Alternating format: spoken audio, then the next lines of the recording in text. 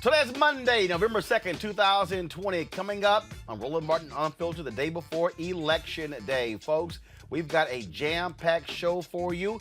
You'll hear from Senator Kamala Harris. Also, DNC Chair Tom Perez. Spike Lee will join us. Mike Espy, who is running for the U.S. Senate in Mississippi. Also, New York Congressman Gregory Meeks, plus the co-founders of Black Voters Matter. Plus, Fox Soul host Mike Hill and Cynthia Bailey join us. Actress and producer Nori Victoria talks about voting. When you hear her story of what all she went through to vote in 2008, you don't want to miss that. Plus, a lot of y'all are anxious.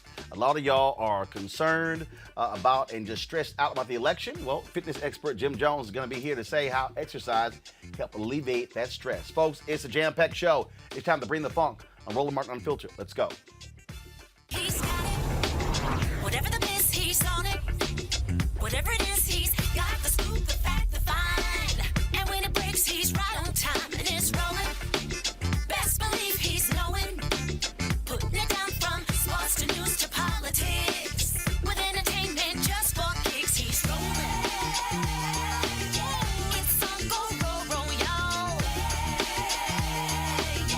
It's Roland Martin,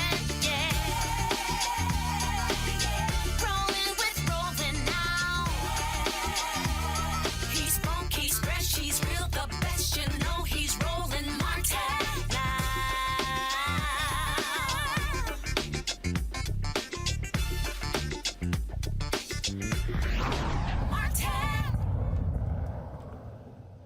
All right, folks, so many different things happening all across this country when it comes to the election. Of course, folks are gearing up for tomorrow, Election Day, all across the nation.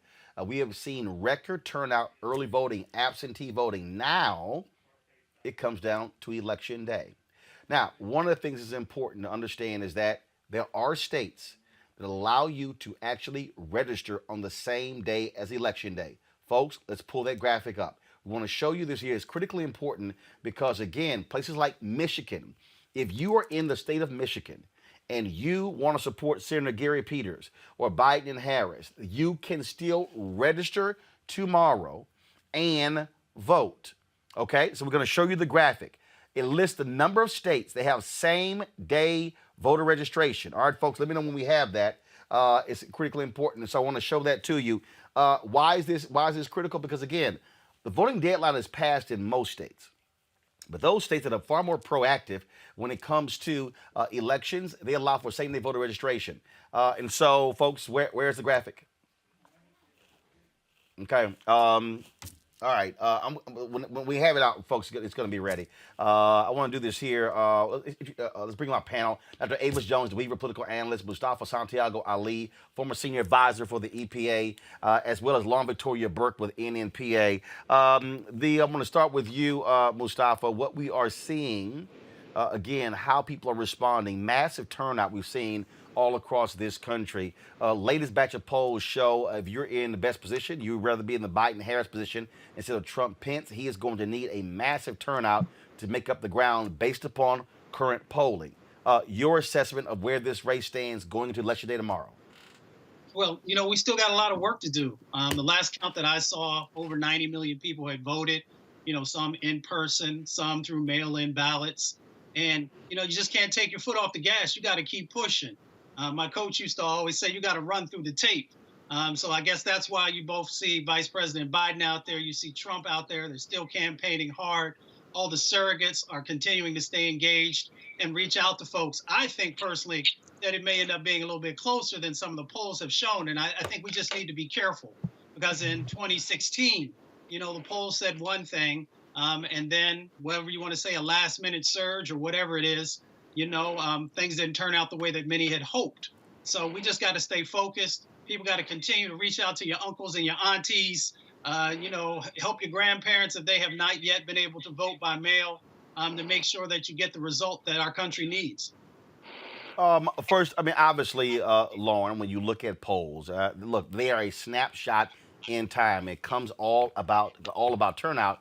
When you start examining numbers, I saw a tweet a little bit earlier that shows the kind of turnout we're seeing in Georgia, how voters over 65 have already exceeded, black voters over 65 have already exceeded their turnout in 2016. Latino voters have exceeded their turnout in 16. Non-college whites lagging in Georgia. That could very well be one of the reasons why you had Senator Barack Obama, who was sent today to Georgia. That was a very surprising to a lot of people that Obama would go to Georgia on today. Now, one of the things that he did, he had some very tough words criticizing the Georgia senators Kelly Loeffler and David Perdue for their response to COVID-19. Watch this.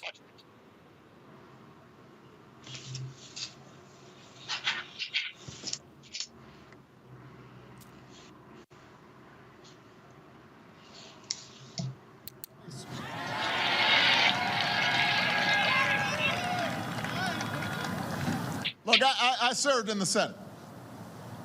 I remember when we used to get briefings in the Senate for threats, including the kinds of briefings that your two current senators got about COVID-19. Camila, step in here. They got briefed. You know, you go into this room and it's all top secret and you got to kind of close everything off, and you can't take anything out of the briefing room because this is part of your responsibility as a public servant. And the point of these briefings is so that you can take quick action to protect the American people before it's too late. That's why the Senate gets these special briefings, to serve the interests of the people who have sent you to Washington, to serve their interests before your own. When I heard that your two senators here in Georgia, and understand, what I'm about to say now is not a partisan statement. I'd be just as hard if I heard a Democrat was doing this. Your two senators publicly were telling you that the virus would be no big deal. But behind closed doors, they were making a bunch of moves in the stock market to try to make sure their portfolios were protected instead of making sure you were protected. Man, that's shady. That ain't right. They downplayed the pandemic in public, and in private, they're trying to see if they can profit from it, both of them. Not just one of them, both of them. They're like Batman and Robin gone bad.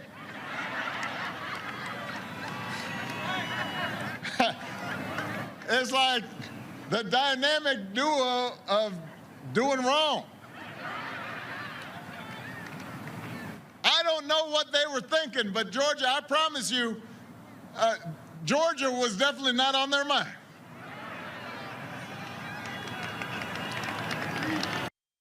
Kind of shady there, Lauren. Yeah, absolutely. Yeah.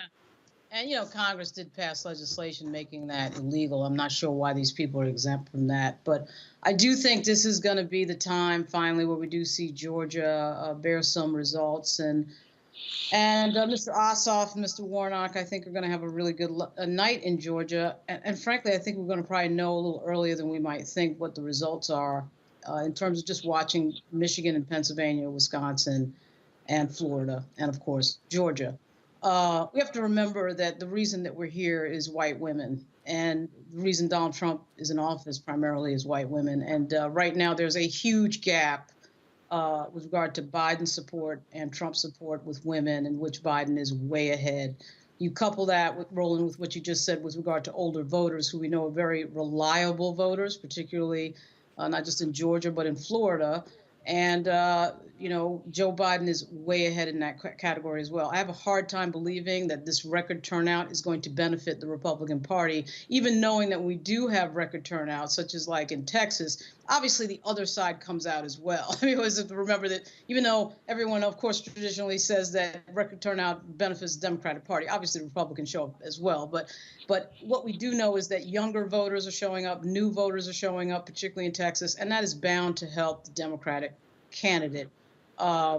I do think we're probably going to have some disappointing news in South Carolina. I hope I'm wrong, but it's just a red state with a lot of red voters. But I do think for Joe Biden, I'd be surprised if we didn't know by 10 o'clock what the result was. Well, the thing here, Avis, when you look at what is happening here, the Republicans expect a massive push of their voters because Donald Trump was blasting mail-in voting. But the thing is, if you look at black early voting turnout, folks were not trusting the early voting process. There's going to be a significant black turnout tomorrow as well. And so, what you're seeing, first-time voters, increase in the black. Also, again, Donald Trump needs a perfect storm like he did in 2016. And look, if he drops 5, 6 points among white women, toast. Joe Biden is doing very well among older white voters, which is one of the reasons why you see the polls showing him tied in Texas, 1 or 2 points up in Georgia, 4 to 5 points up in Florida. And when you look at what's happening in Pennsylvania, Ohio, Wisconsin, Michigan, plus Biden is up a couple of points in Arizona as well. Absolutely. I mean, the conditions are right for Joe Biden and Kamala Harris to not only win, but to win running away. Now, I absolutely want to echo what Dr. Mustafa was saying. We need to run through the tape, no doubt about it. But I believe that what we're seeing here is a perfect storm in the blue direction. And it's in that direction because of a lot of those factors that Lauren just mentioned. You have a solid block of older voters who are looking at how callously this administration handled the COVID situation. And literally, in fact, for example, the lieutenant governor of Texas saying basically that older people should just go ahead and die to make the economy better for younger people. I mean, they see that, okay? You have women who have definitely sort of turned away, and many have fully rejected this administration. And you see Black people who have become more reinvigorated about making sure that we're not on the sidelines in this direction. We see the threat that this administration has caused to sort of rise up in terms of the increased level of hate crimes and racism in this country, and we are coming out to really sort of fight against it. But I would say the last thing that I'm excited to see is I like spicy Obama. I want to see more of spicy Obama. He's really kind of funny in that way. Folks, again, what you're seeing folks deployed all around the country, the kind of messaging that is hard hitting, that has been coming fast and furious. Both campaigns are going down to the wire. The Biden-Harris campaign, they are spending all of today in Pennsylvania. They're focused on that particular state, trying to drive folks out there as well. Tom Perez, the chair of the DNC, has been spending time in Texas. We're going to be chatting with him shortly right here on Roland Martin Unfiltered. I did catch up earlier today with Senator Kamala Harris. We're going to be showing you some of that. This is about messaging, and getting the vote out. The Desmond Meade, a brother, of course, who led the Florida Rights Restoration Coalition effort. Desmond was one of the folks when we were in Florida talking about why voting matters. And I specifically wanted him to speak to people, especially Black men who say, yeah, you know what, I ain't really feeling this. I could check out of the process. This is the voice of a brother who has not voted in 30 years until this year. Listen. If your vote didn't matter, you wouldn't have so many people trying so hard to stop you from voting. There is some value there. But even when you talk about that people are not paying attention to your issues, I can't pay attention to your issues if I don't even know you there. And the only reason people are going to know you there is when you show up to the polls and vote. That's when that power manifests itself. But as long as you stay at home, as long as you making excuses, then guess what? You will always experience these issues that we're experiencing today. And another thing, don't get caught up in the candidates, right? There's no such thing as a perfect candidate, but you should be going to vote for the most important person, and that is you and the one you love. You talk about you'll fight for the one you love. You're willing to die for the one you love. You need to ask yourself, are you willing to vote for the one you love?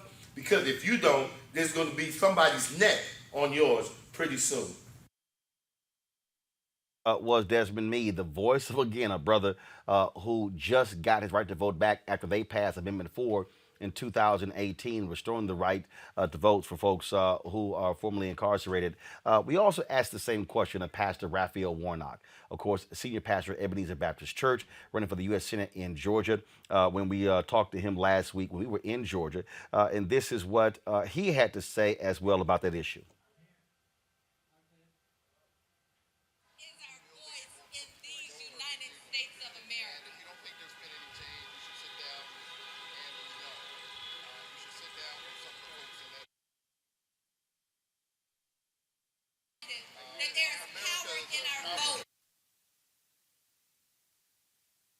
a complicated story of people building a more perfect union. And if you don't think there's been any change, you should sit down with Andrew Young. You should sit down from some of the folks in that generation who know the distance we've come. And as we continue to push hard, change comes. The other side knows your power. The other side knows your voice. That's why they're engaged in voter suppression. If you weren't so powerful, they wouldn't be trying so hard to stop you from voting. And so you ought to stand up in this defining moment in American history and win the future for all of our children. Caught a video this morning of Director Spike Lee encouraging folks to get out to vote. He joins us right now on Roland Martin Unfiltered. Spike, what's happening, man? What's up, my brother? It's nation time, baby. It's nation time. Do or die. I was driving into work, and of course, we literally are located, Spike, at 16th and K, cat corner to Black Lives Matter Plaza. The Trump folks, they are erecting these barriers all across this perimeter that cannot be scaled. You know what? Only people who are scared of losing do those such things. Yep. Roland, listen, my brother, I'm telling you, it's going to be, when this thing is over and done, it's going to be artists who really tell the story with films, movies, plays, photographs, sculpture, novelists. I mean, this is, we've never seen this in the history of the United States of America. So people, we have to come out and vote. You know, this has to be, we can't let it be slim, because it's already laid down the groundwork that this thing is rigged. But in actuality, they've been the ones that are trying to rig it with this voter suppression. Well, absolutely. So it's really interesting, Spike. When you look at Republicans, even today in Texas, where a right-wing federal judge ruled that they had no standing to sue Harris County. They were trying to invalidate more than 100,000 votes that were cast by curbside voting. I mean, what the hell? Yep. And they specifically were targeting these voters because they were able to say, they tried to make the argument that they were Beto O'Rourke and Hillary Clinton voters.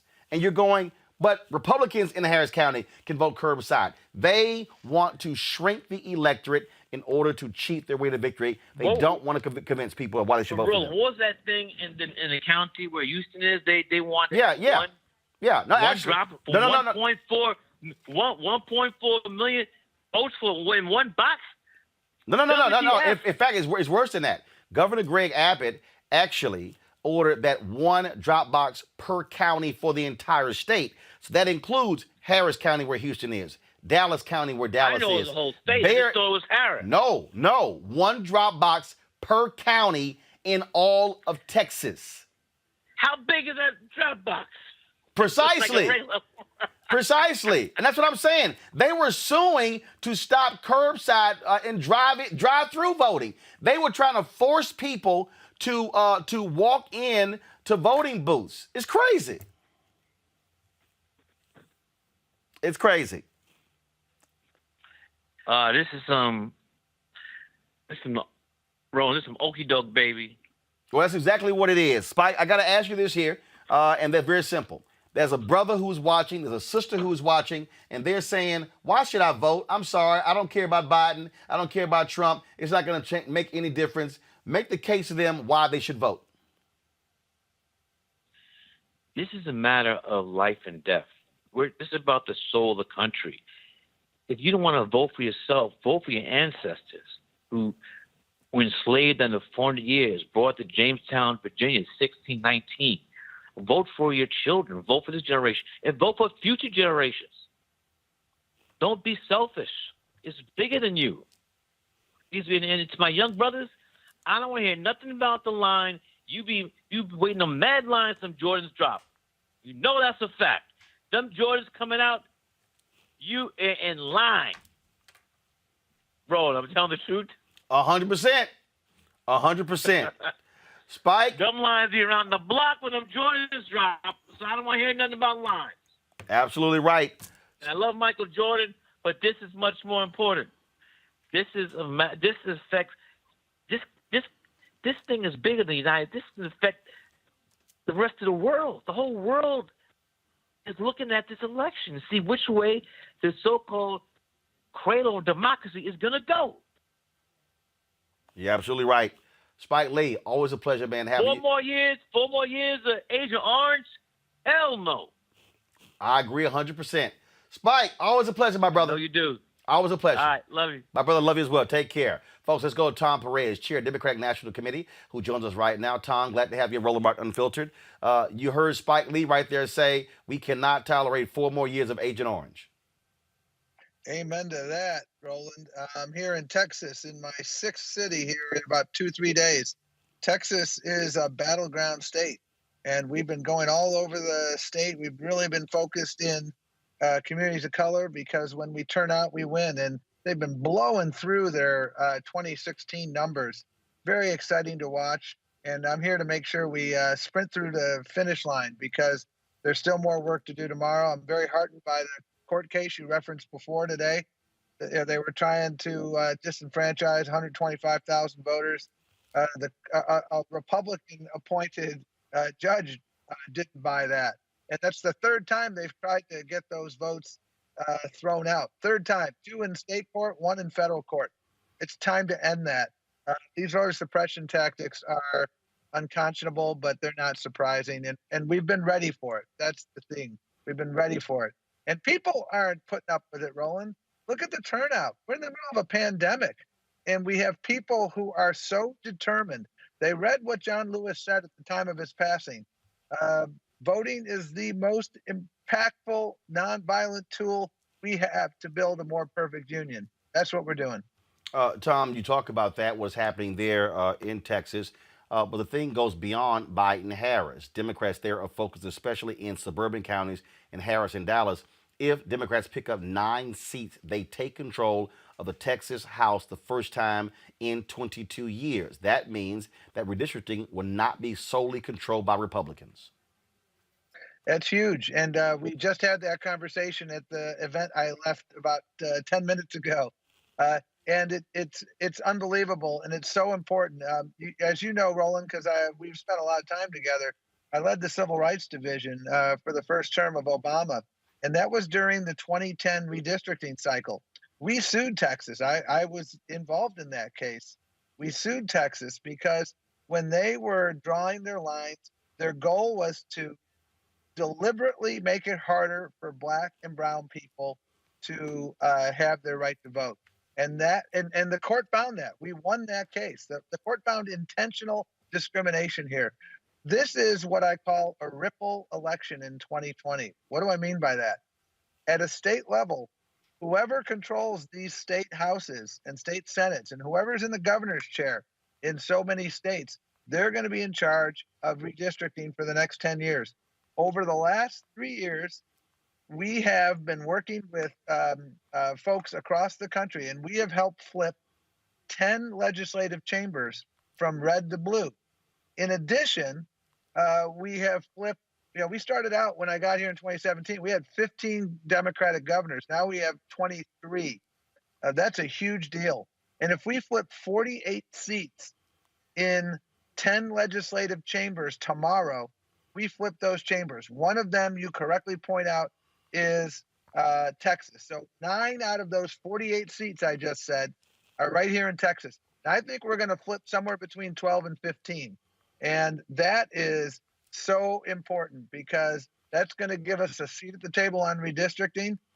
We need to expand Medicaid here in Texas. Texas is number 50 in every metric you don't want to be number 50 in. Children's health insurance, access to healthcare density, investments in public education. And that's because you have Republican dominance. Democrats are going to bring fairness back here. Well, I know you are running and gunning there, Tom Perez. I surely thank you for joining us here on Roland Martin Unfiltered. Oh, it's a pleasure. Get out there and vote, folks. I love what Spike Lee said. Get out there and vote. Put Agent Orange out. All right, Tom Perez, we surely appreciate it. Thanks a lot. Take care. Back to our panel here, Mustafa. I'll go to you. That point that Tom made, that which we've been talking about as well for months. You have to pay attention to Texas House. Pay attention to the legislature. That's what Democrats failed to do in 2010 when they did not turn out after electing Obama in 2008. Republicans flipped 16 state legislatures in 2010. That's when the voter ID bills came. That's when the voter suppression bills came. That's when you begin to see the kind of changes. It has taken Democrats in places like North Carolina and Texas and Georgia and others 10 years, a decade to dig themselves out of that. That's tied to redistricting, which is based upon who controls the legislature. Yeah. And that's why it's so important for us to invest in those folks who are doing work on the local level, whether we're talking about on the county level or the state level. That's why it's important for us to make sure that there are great candidates also who know that they have the support and the capacity to run the races that are necessary, because we are talking about gerrymandering and being able to address that. We're talking about redistricting and making sure that, the maps are actually fair.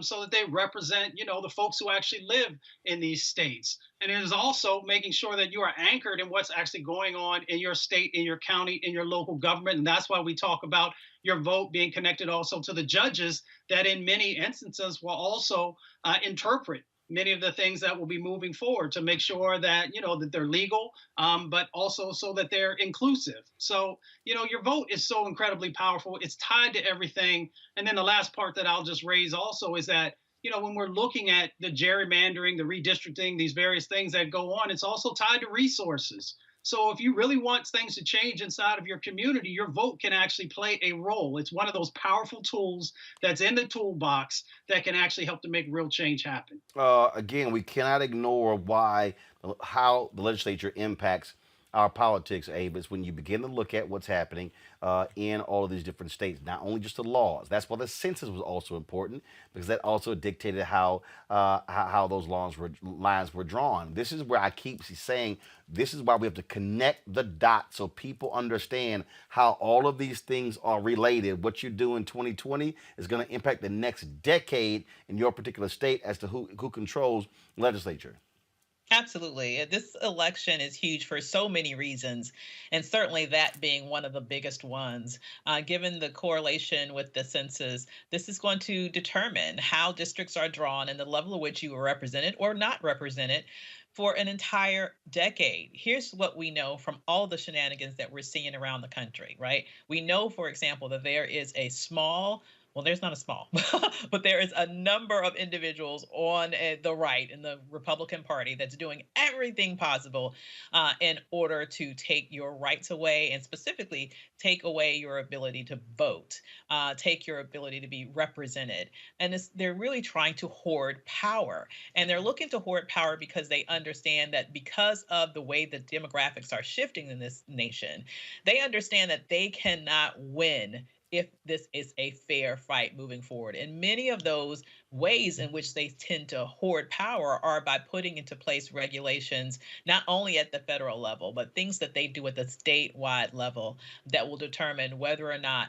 your voice will be counted and whether or not you'll have representation. So definitely vote for president, vote for all of your sort of federal offices, but vote all the way down the ticket, because at the end of the day, each and every one of those elected officials have a powerful impact on your life and will continue to do so for years and years and years to come. Lauren, you work with Lieutenant Governor Justice Fairfax in Virginia. We saw what happened there in Virginia when the legislature changed, when it came to gun rights, when it came to health care, when it came to other issues, the role that legislatures play in all of this. No audio. Can't hear you. Sorry, Roland. Sorry. There we go. They passed some game-changing legislation with regard to justice reform. Because of that, it really started in 2017, and what we really saw in Virginia was a surge of voters brought on, frankly, by the presence of Donald Trump. So much of this with voter suppression and all those new laws that we saw passed in 2010 were a direct result of Barack Obama's election in 2008. His coalition, which is really the new demographics in the United States, showing their political power and really taking over. And then the other side got scared and decided we will do whatever it takes to effectively nullify their votes. The only thing that can happen tomorrow, I think, that prevents Biden from getting to 400 electoral votes? Is the Republicans trying to steal this election in some of these states where we have Republican governors, such as Florida and Georgia? That's what they've resorted to. It is open Republican policy. Voter suppression now is open Republican policy. They're not making any, they've dropped all pretenses, as you saw in Texas. They're not trying to pretend that they're doing anything other than to nullify the votes of constituencies that they do not agree with. Rather than to change their policy or even think about changing as a party, they have decided to go for voter suppression as really an official tenet of the current Republican Party. It's sad.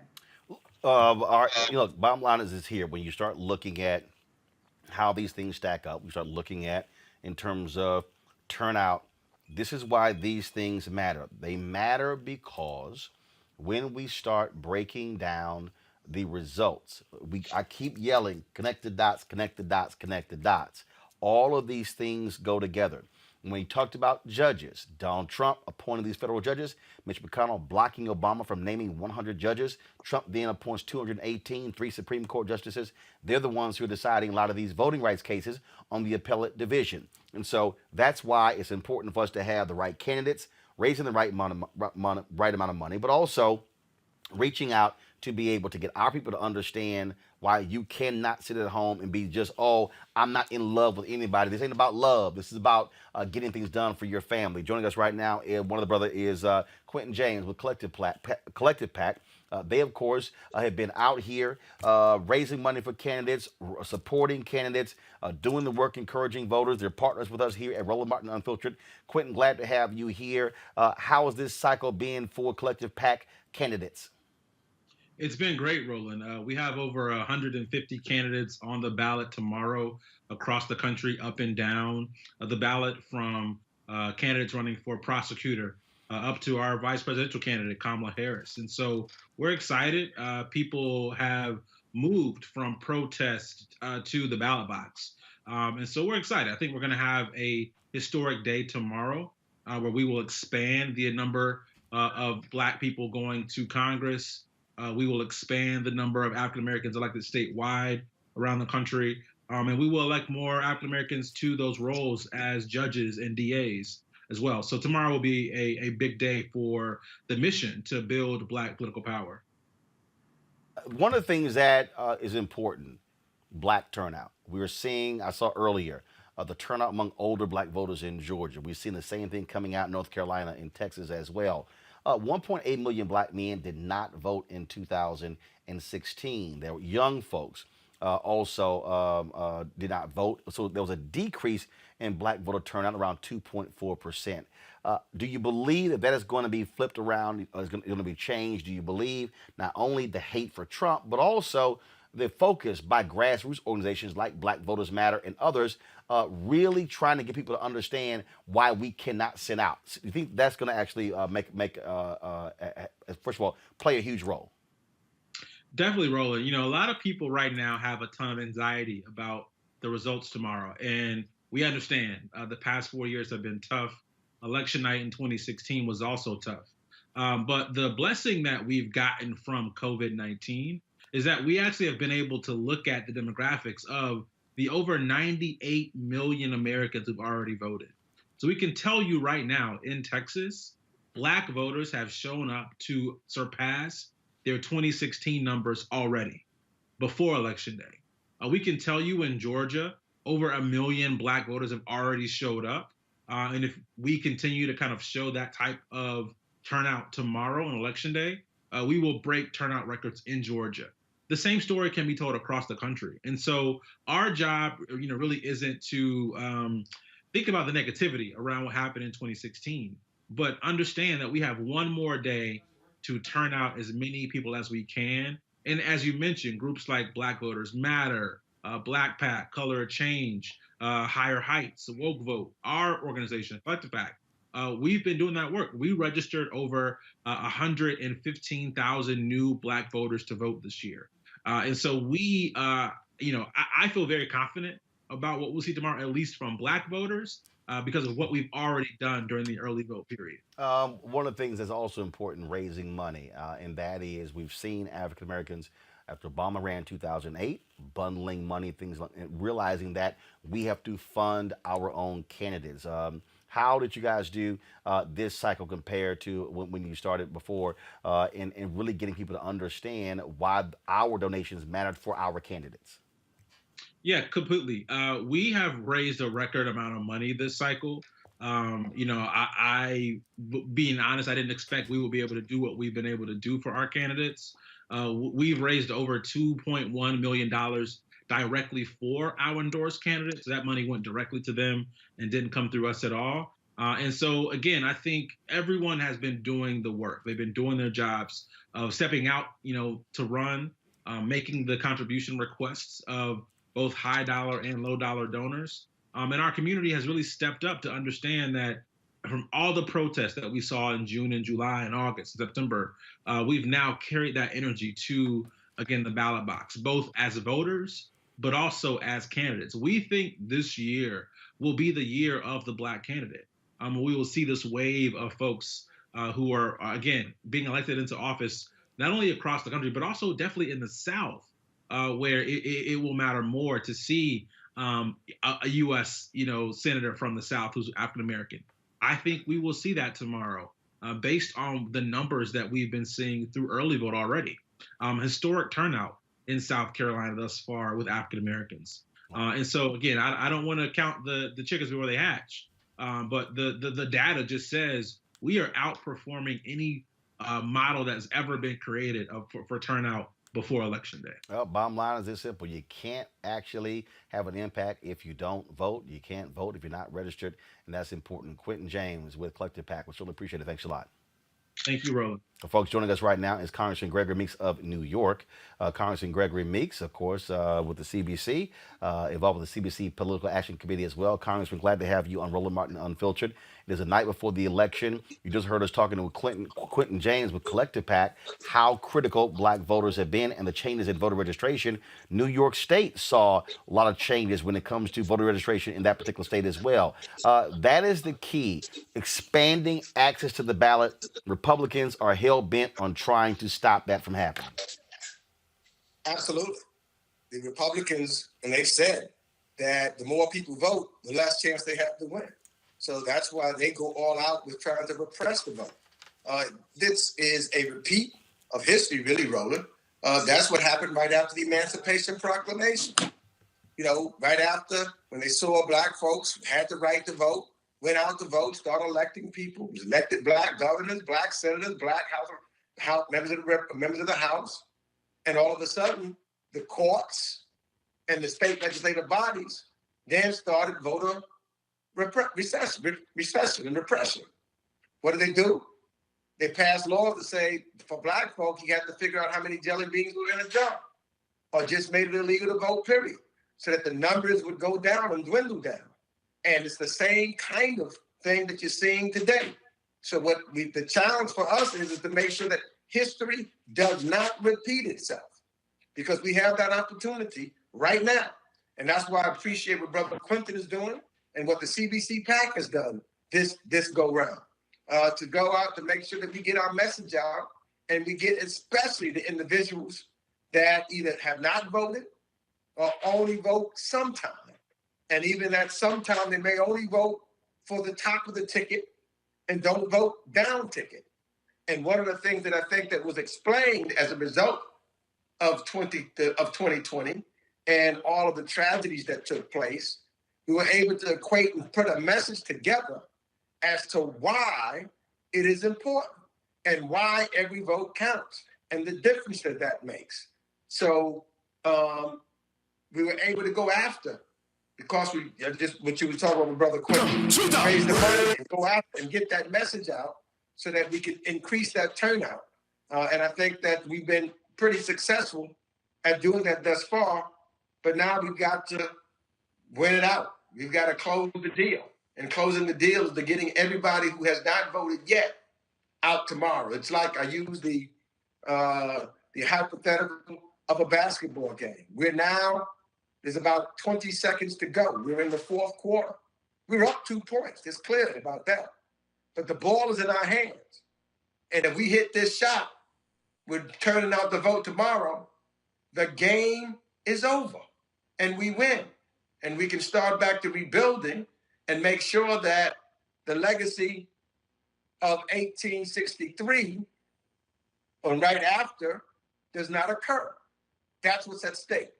That's what we're doing at the CBC PAC, is why we spent so much money focused on getting that message through out the United States of America.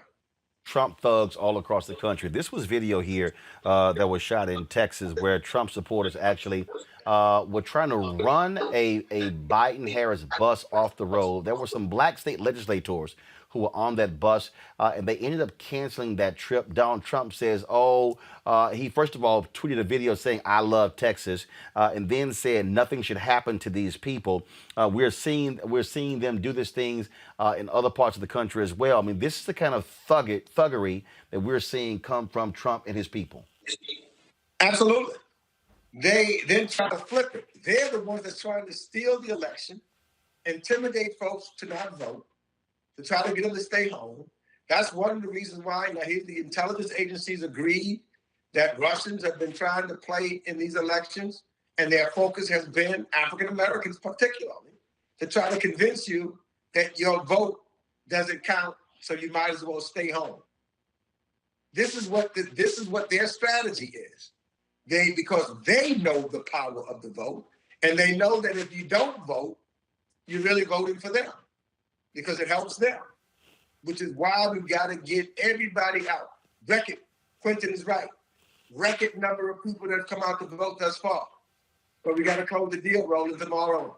And we got to get those that have not come out to make sure that they come out. Those that might have had ballots that they forgot to mail in. You can't mail them in now. Go by and drop them in the box wherever you are. Right. Make sure that your vote gets in tomorrow. Absolutely. Congressman Gregory Meeks of New York, we really appreciate it. Thanks a lot. Good to be with you, bro. All right, thank you, sir. Folks, again, understand, the power of the vote and what happens when we don't use it. This is what Pew Research Center broke down when it came to the black voter turnout. Said it declined for the first time in 20 years in 2016. Black voter turnout dropped from 66.6% in 2012 to 59.6% in 2016. Now, here's some examples. 93,000 African Americans did not vote in Milwaukee. 379,000 in Miami, 277,000 in Detroit, 238,000 in Philly, 530,000 in Atlanta, 233,000 did not vote in Charlotte, Raleigh, Greensboro, and Durham. Folks, and you leave it right there. The black totals alone. Now, first of all, let's be real clear that there was a lot of white folks that didn't vote. 91 million people did not vote in the election in 2016. But had African Americans simply voted in let's say, if you had put those numbers in half, if half of the black people in Milwaukee, in Detroit, in Philly had voted in 2016, Donald Trump would not be president. That is important to understand. And when we talk about, again, how black folks are not playing games in 2020, this video was shot in Fort Worth, Texas, where some Trump folks chose to roll through with a caravan. Now, here's what happened. They came through last Wednesday. The black folks in Fort Worth did not know they were coming through. Then they got word that these Trump folks were driving through down Miller Street, which basically in Fort Worth is considered Main Street for black folks. Well, they came back 2 days later. And let's just say the bros made it clear, you are not going to come in a black neighborhood with this crap. Watch this. Hey, y'all not. Goddamn motherfucking car. Fuck that nigga. Get that shit right. Get the fuck out of our hood. Hey. Get the fuck out of our hood, nigga. Get out of our hood, nigga. Fuck that shit out here. Get out of our hood. Get out of our hood, bro. Get out of our hood, bro. Hey, get out of our hood, bro. Hey, what's up, man? What's up, man? This how it's going down? This how it's going on? Y'all gonna let them come through our hood like that, man? It's our hood, bro. This our neighborhood. Y'all gonna let them come in? Hey, that's disrespectful what he doing, bro. He can't come to our hood like that. Man, that's disrespectful, bro. Y'all just gonna let us get rid, man, come on. Yeah, fuck 12. Fuck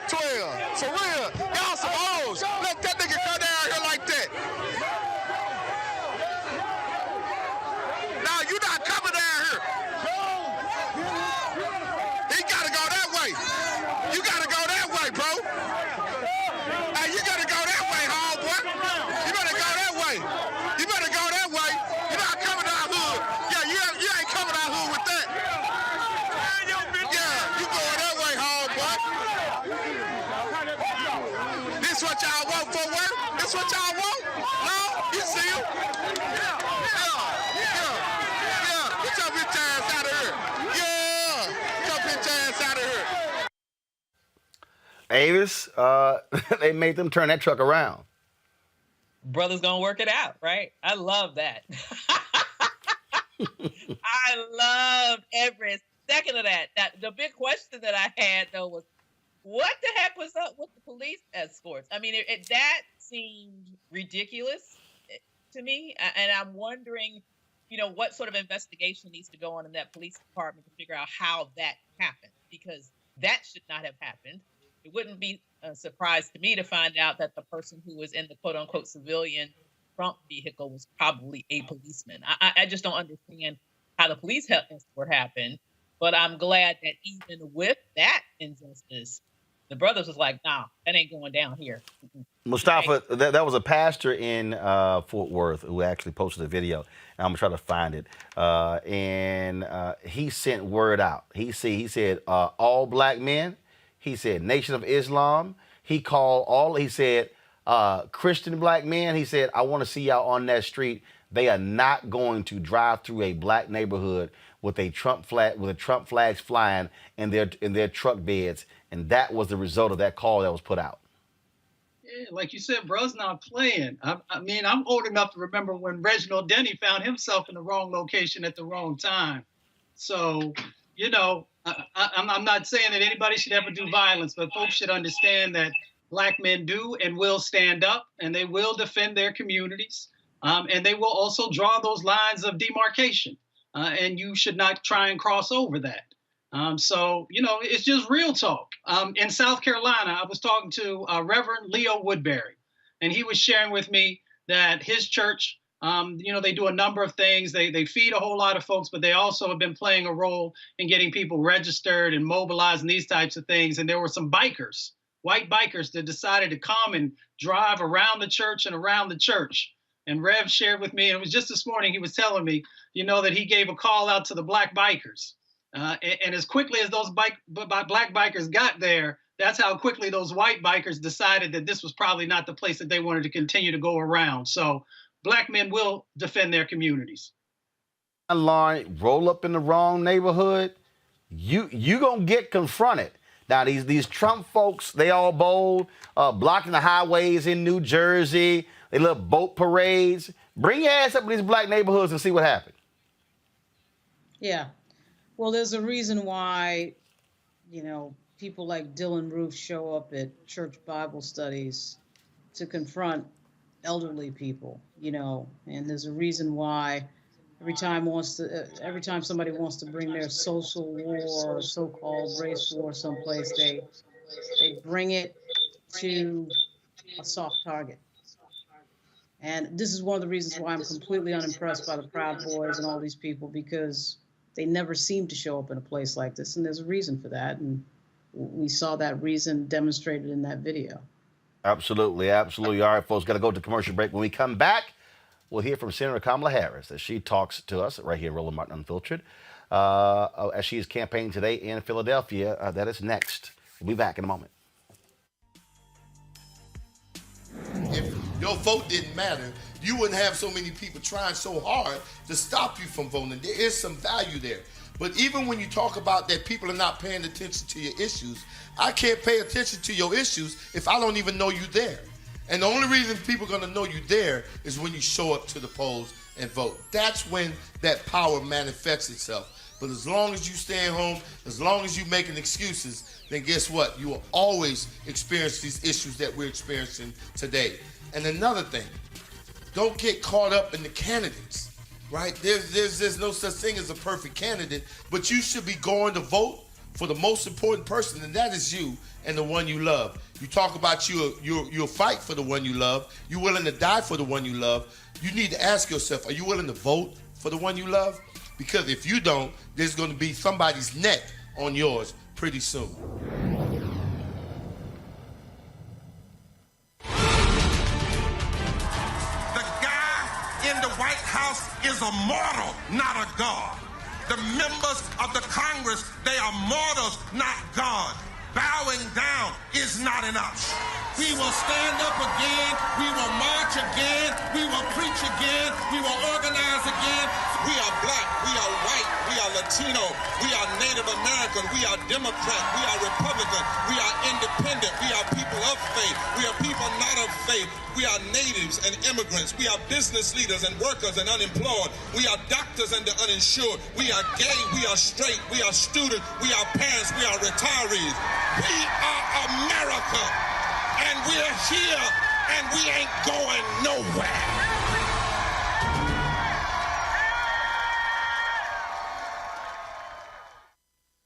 Hey everybody, it's Angela Ryan. I'm here with a really, really important message. There's so much going on right now, but the most important thing is the election. In several states, you can still register to vote and make a plan.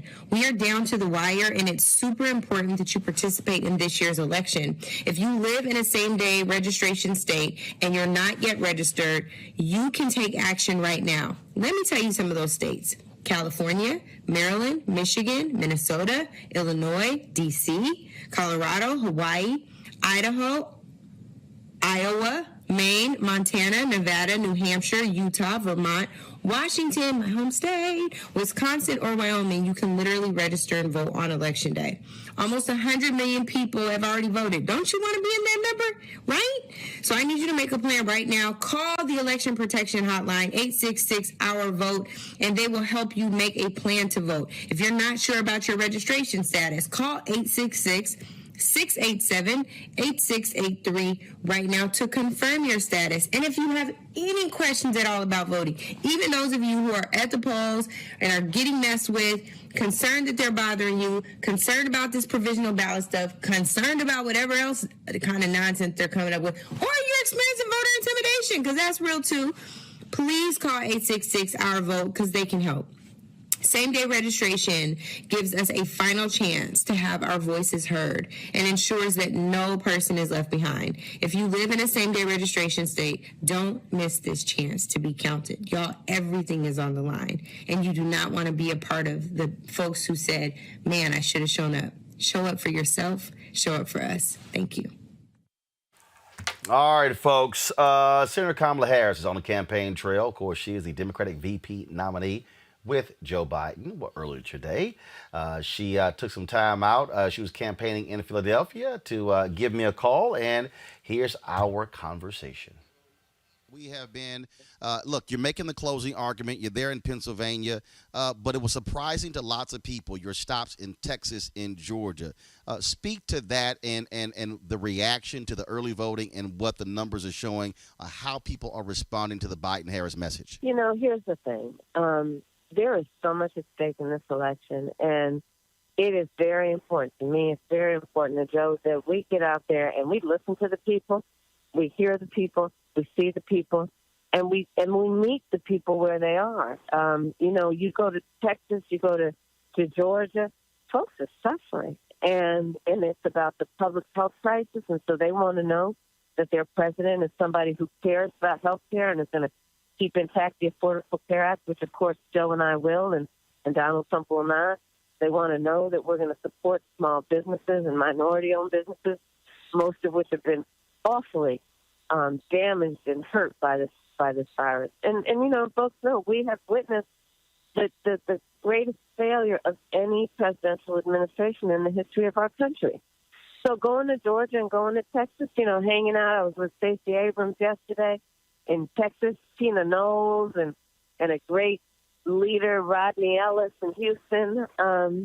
We're reminding people that everything is at stake, and we're reminding people of the power of their vote, because, you know, the voter suppression tactics in all of these states, in Georgia and Texas, and, you know, North Carolina has a history of it. We're traveling all those places and reminding people that let's not let anybody take our power from us. Let's not let them try to sideline us or silence us. Let's vote, because that's our power, and they know our power. That's why they're trying to make it difficult. But we will not be deterred. I've been in South Carolina, Detroit, Raleigh, North Carolina, Jackson, Mississippi last night with Mike Espy, and coronavirus is still a major issue. You got Trump out there talking about firing Dr. Fauci. I mean, my goodness, we are literally in the middle of a major pandemic, and they're still behaving as if this is no big deal, that somehow this is a joke. Roland, and not only that, we are now looking at spikes across the country. And it's just, listen, thanks to Bob Woodward, we know since January, Donald Trump and Mike Pence were informed about the seriousness of this, and yet they covered up the information. They did not share it with the American people. And then he called it a hoax. He still has no plan for dealing with it. And, at some point, people have to just say, look, we need leadership who understands this coronavirus doesn't care about who you voted for, but it will be handled by a real leader or it will not be handled if this guy stays in office. And so, look, that's what's at stake as much as everything else. One of the things that we've seen, I've been out there, and black voters are going hard. You got black men, you got black women, but specifically there are some people out there, young voters, who are black men and black women. They're like, look, do I need to go to vote? Michigan has a same-day voter registration. If you're speaking to that young voter, that young brother, that young sister, what is Senator Kamala Harris telling them why they need to cast their ballot for Biden-Harris tomorrow? Because your voice is so important, and we cannot let the decision about who will be the next president of the United States being made without you weighing in. You have power. You have the ability to determine who will be the next president of the United States. And so you must know that power and use that power. And, the bottom line is that everything is at stake. You look at, for example, Joe and I are committed to making sure that anybody who comes from a family that makes less than $125,000 goes to a four-year public college, including HBCU, public or private, for free. We're committed to saying that there will be a $15,000 tax credit for first-time home buyers, knowing that's the way we create wealth and intergenerational wealth within our families. We're saying that we need to decriminalize marijuana and expunge the records of people who've been convicted of marijuana. We are committed to banning chokeholds and carotid holes. George Floyd would be alive today if that was the case. We are committed to $150 billion going to small businesses and startup businesses with a focus on minority-owned businesses and ventures, knowing that access to capital is one of the greatest ways you can create economic wealth. But we have been outside of that stream and outside of that opportunity for far too long, and it needs to be addressed. I'm glad you mentioned all of this is at stake. No, I'm sorry. Go ahead. Well, no, all of this is at stake. All of it is at stake. I'm glad you mentioned those things listed in the Lift Every Voice plan. I've been calling the Trump Platinum plan the aluminum foil plan because it's a joke. The Juneteenth, that could have been a federal holiday if Senator Ron Johnson did not stand up. The anti-lynching bill could have been a law if Senator Rand Paul didn't. Trump said nothing, and so to me that plan is worthless. I went through the entire plan. He has done nothing, and it's a one-sheeter compared to 22 pages of Lift Every Voice. No, I mean, listen, and you can see that there is no real commitment. But let's also just remember that this is a president who has spent full time trying to sow hate and division.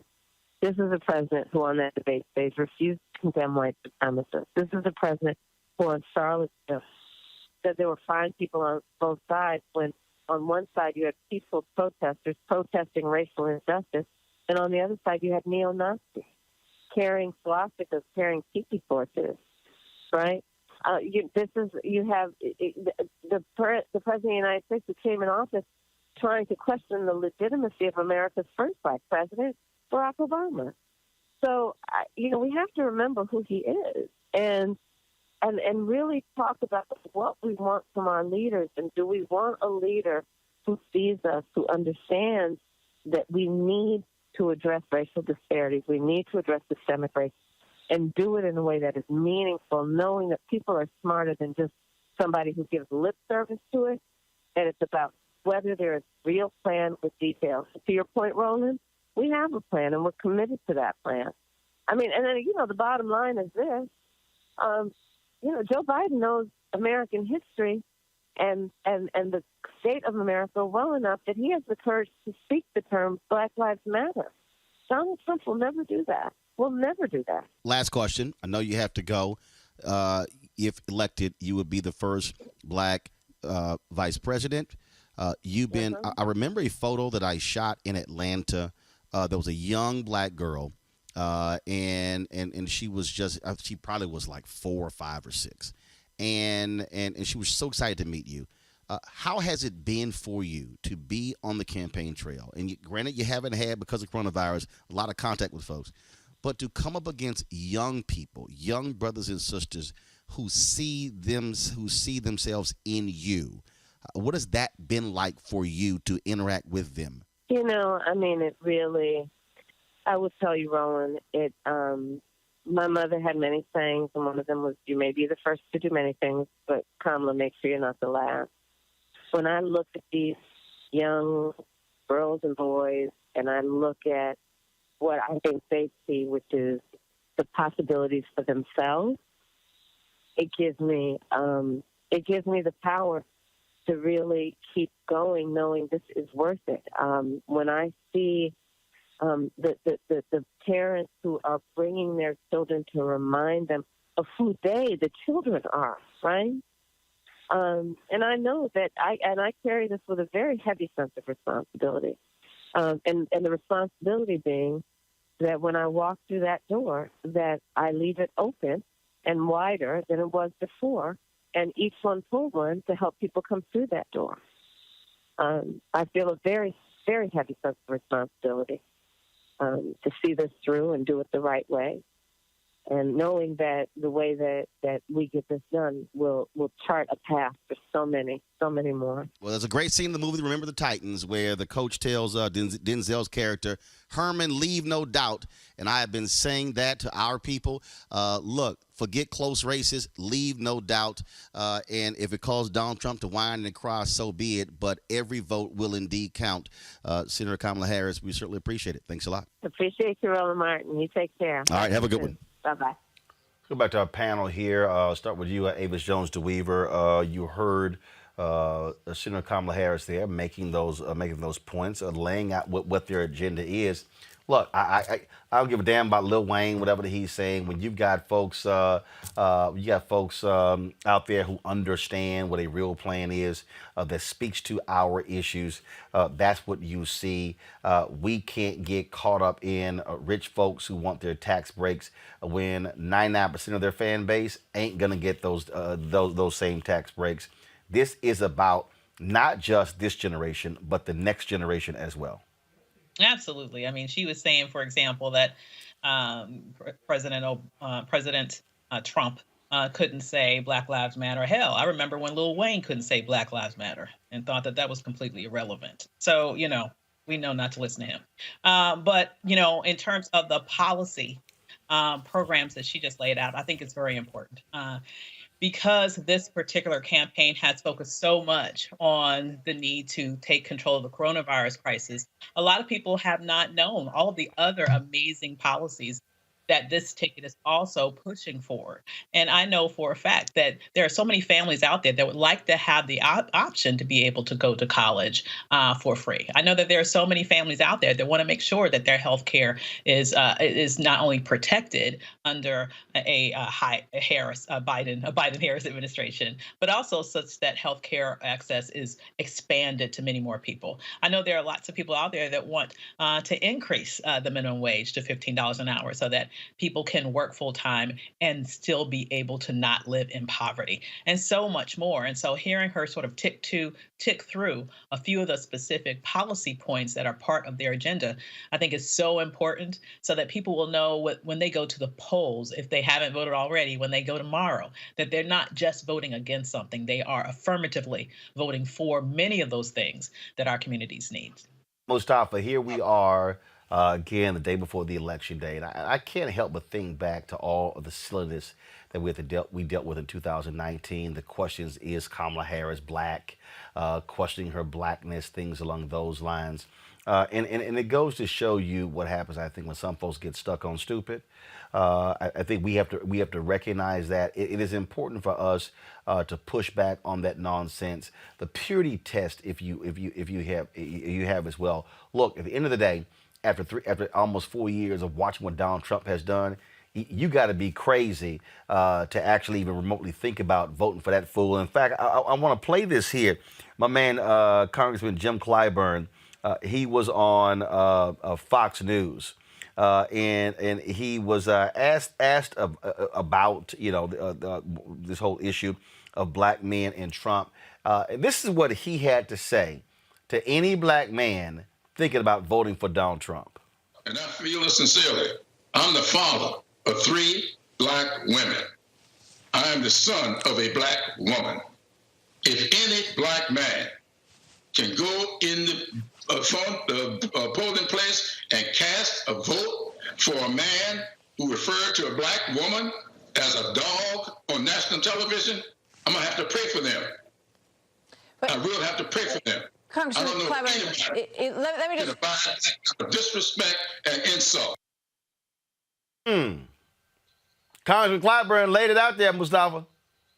He did. I gotta give it to that Omega man. He stood up and did the right thing and said the right thing. I did, just so you know, Mustafa, I called him today. He did hit me back. And I said, man, you sound like an alpha there. He bust out laughing. He sure did. He sure did. But we'll take that up with him next time we're on the Hill. You know, any man who is not willing to defend his community, any man who's not willing to stand up for black women after everything that they have done for us. I mean, it's just amazing when you understand all the challenges, all the pressures that have been placed on black women, and they never broke. They never broke once. They've always stood with us. Even when we haven't deserved for them to stand with us, they've always been there. And Kamala, Kamala is my friend, and she's brilliant, and she cares about people. And what I really appreciate is that so many more people are now actually starting to use their brains, and they're actually looking at policy and asking the question, will this help my life to be better? So I know everybody, as Dr. Avis just shared, if you could actually be able to go to college and not have to worry about that huge amount of debt following you for the next 20, 30, 40, 50 years sometimes, that's important. When you have a candidate who's talking about housing and making sure that you actually can get into your own home and build wealth, black folks, listen, building wealth is so incredibly important because it gives you leverage and it gives you power, and somebody is presenting an opportunity for you to actually be able to do that. When you got a candidate, a set of candidates, actually when we're talking about Biden and Kamala Harris, who actually understand that climate change is real, that science is necessary, and that these environmental injustices that continue to take black people's lives prematurely and make you more vulnerable to COVID-19, you got somebody who is anchored to what's going on in your communities. As it was said, no candidate is perfect. But if you look at the issues and actually open your minds, there is a clear choice. There is no way that anyone who actually looks at the issues and says, what's happening in my community, what's happening in my family, and not cast your vote in that direction. Lauren, on the same Fox News interview, I love it when folk don't do research before they go on the air, and then when they open their mouth, they look like a fool. Martha McCallum looked like a complete fool and got straight checked by Jim Clyburn. Listen to this. To have that discussion, but at this point you've got an overwhelmingly large number of people who have already voted. Huge percentages of them have never voted before, and there have been big turnout drives on both sides of the aisle. South Carolina, as a state, was one of the earliest states to reopen. You've had absentee ballots available for months, and also voter drop boxes where people can walk right up and just put it right in the box. South Carolina's got voter drop boxes? I wish you showed them to me. I've been in South Carolina for all of my 80 years. We do not have voter drop boxes. That's how lies get out. Well, it's my understanding that every state has them. If South Carolina doesn't, that's a big question that South Carolina should address immediately, because it's my understanding that every state has them. We tried. Well, you're understanding wrong. Okay. We tried very hard to get the voter drop boxes, and the legislature would not approve them. No, we don't have voter drop boxes. That's why I'm saying when this campaign is over, we need to go to work and say to every state that for federal elections, do what you want for your own state and local governments. But for federal elections, Congress and President, there must be drop boxes. No, you're right. It's my understanding that you're correct. You stand corrected, sir, that there are no drop boxes in South Carolina, although the absentee balloting has been going on for weeks, if not months. You stand corrected? No, your ass stand corrected. Yeah. You know, it's like when they have Cornel West on, when they make the mistake of having Cornel West on Fox, you know, they just get busted because they're just not that bright, you know, and they just end up acting, looking really stupid really quickly. You know, I was thinking of something that you'd said with regard to the Kamala Harris purity test, you know, the is she really black conversation, which I find extremely strange.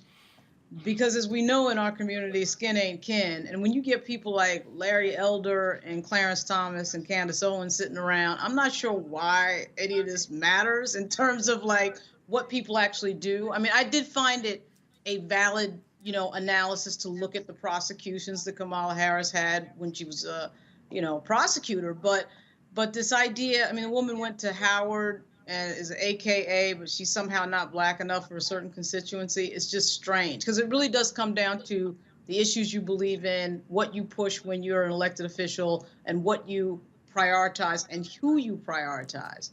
But at any rate, to get back to Jim Clyburn, he was great. I found that clip on your Twitter feed, Roland, so I had looked at it earlier.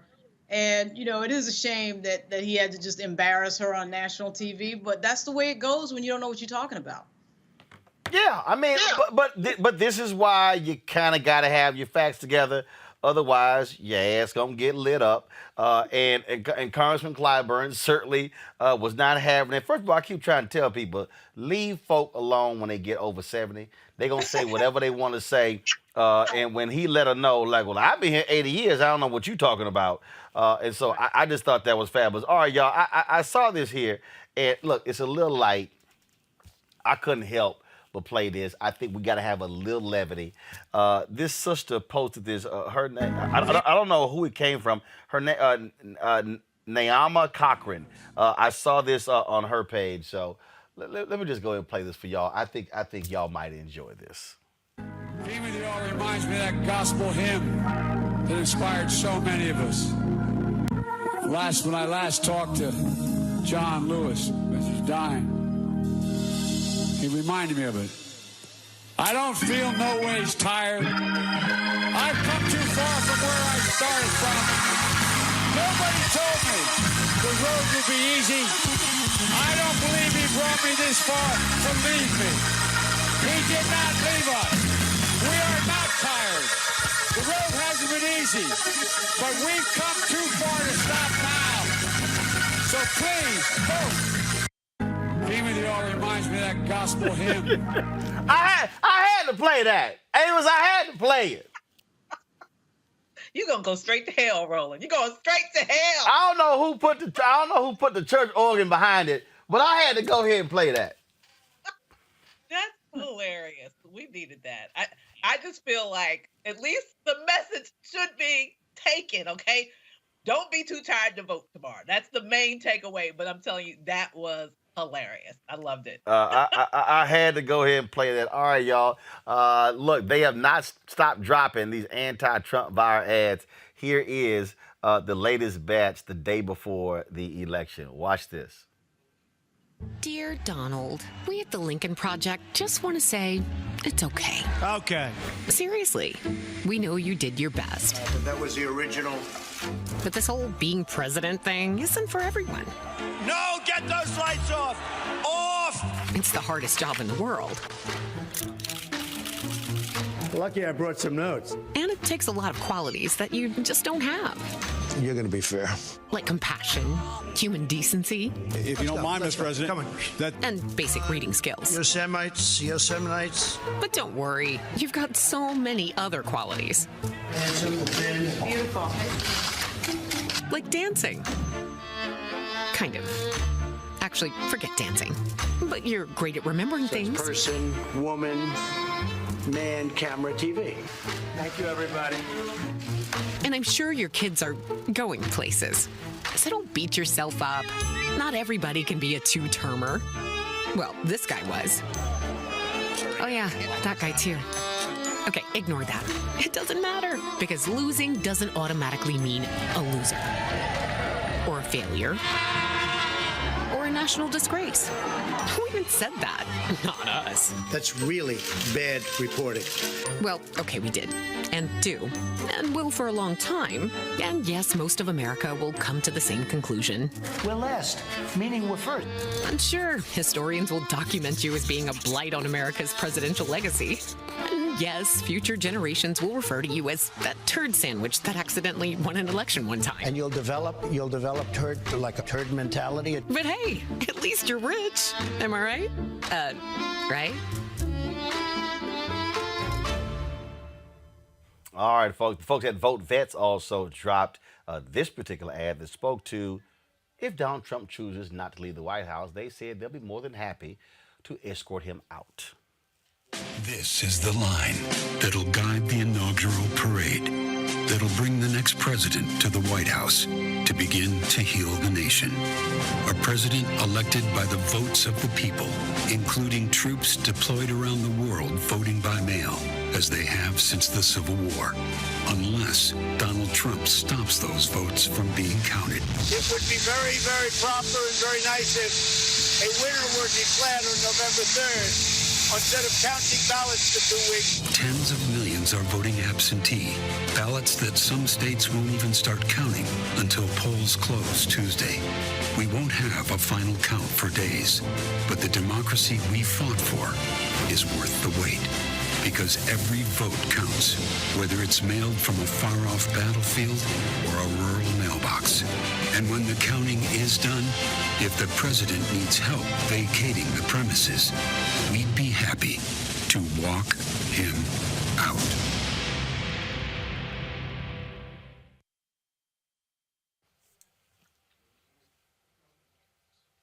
Lauren? I think the Lincoln Project Republicans are going to end up saving us. They made it cool for the moderate Republicans to oppose their own party, which generally never happens. I also think, we are definitely going to be in a dangerous period from November 4 to the 19th of January 2021. I mean, this president is going to deny the results of this election. That's almost certain. Jane Mayer just wrote a very long piece in the New Yorker with regard to him possibly leaving the country and the fact that he has to hold on to the presidency to avoid prosecution in New York. That sounds about right to me. I mean, I think that he will say anything and he will do anything to stay in that office. I think the military, I think that's in play, this idea that he will have to be forced out. He's not going to agree to any sort of transition procedures. Even if they do, they're going to try to destroy a bunch of stuff before they vacate. That's what I'm saying right now is not even shocking because, of course, we know that that's all in play. And the fact that it's not shocking is really incredible. But I do think he's going to deny the results of this election. That's obvious. Well, and the point they're making there, Mustafa, is that he says stop counting the ballots after November 3rd. There are a lot of military ballots that come in after November 3rd. But let's not forget, coronavirus, of course, has been the top issue of this campaign. Here's another Lincoln Project ad. Nobody could have known a thing like this could happen. All of a sudden, out of nowhere came the invisible enemy. There may and likely will come a time in which we have both an airborne disease that is deadly. In order for us to deal with that effectively, we have put in place an infrastructure. I, Donald John Trump, do solemnly swear. It will go away. Just stay calm. If you don't test, you don't have any cases. I don't believe you need 30,000 ventilators. You don't take responsibility, but you did disband the White House Pandemic Office. 1,000 Americans are dying a day. It is what it is. This is really hot. This is coming right down. I think this was a blessing from God. Project is responsible for the content of this advertising. He can't run for that, Mustafa. No, it's impossible. The president knew. The president knew very early on how virulent, the COVID-19 was. And he decided not to invest in the infrastructure to protect people's lives. So now we got close to 9 million people have been infected. 230, 240,000 people who have died. And we also know that those numbers on the deaths are not accurate because there hasn't been as much testing happening across the country because of some of the mandates that the president has put out. He's responsible. You know, when we talk about impeachable offenses, lots of times people get impeached for something so much less than actually taking the lives of your own citizens by your own inactions and actions. And he's going to have a lot to answer for when he leaves office and when these various folks with all these various cases come after him. And there should be, and I've said this time and time again, there should be culpability for these lives that he has played a role in being extinguished. Avis, Donald Trump certainly is trying his best to really act like a dictator. This next ad here speaks again to him just sort of ignoring the democracy and folks making it perfectly clear, no, we're not going to let you treat America the way you want to. Check this out. The signing of the Declaration of Independence. Tyranny didn't end with the American Revolution. Not for everyone. Not by a long shot. Nearly 100 years of elected leadership failed to right that wrong, and Americans went to war with ourselves to fix it. Never before had the truth been so clear. Elections have consequences. It was for this reason that Union soldiers who lived and died by those consequences were able to vote despite being far from home. This was how absentee voting began. Sent from the bloody battlefields across the nation.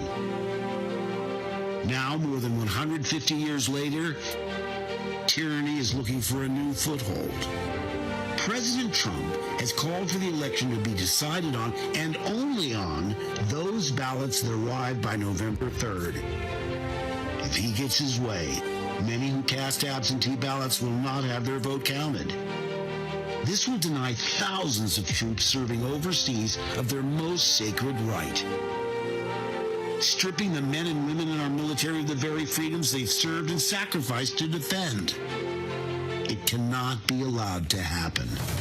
Donald Trump doesn't get to decide the future of America's leadership. The American people do. Make every vote count. And count every vote. The Lincoln Project is responsible for the content of this advertising. We cannot overstate this, Avis. I did a Zoom last week with a civil rights attorney. And she said that there was a case that she was involved in. Before she could even open the ruling from the judge, 17 states had already filed briefs in her case. She said, wait a minute, how did they read it before I did? And I'm the lawyer. Mm-hmm. She said, there is absolute collusion on the part of the Trump administration, these Republican attorney generals, these Republican governors, and they are all operating in collusion in order to use the courts to strike down these initiatives. That curbside voting in Harris County, 3 months ago. Minnesota, 3 months ago. They purposely waited for the final week of the election to go to the courts knowing that Trump-appointed judges would rule in their favor.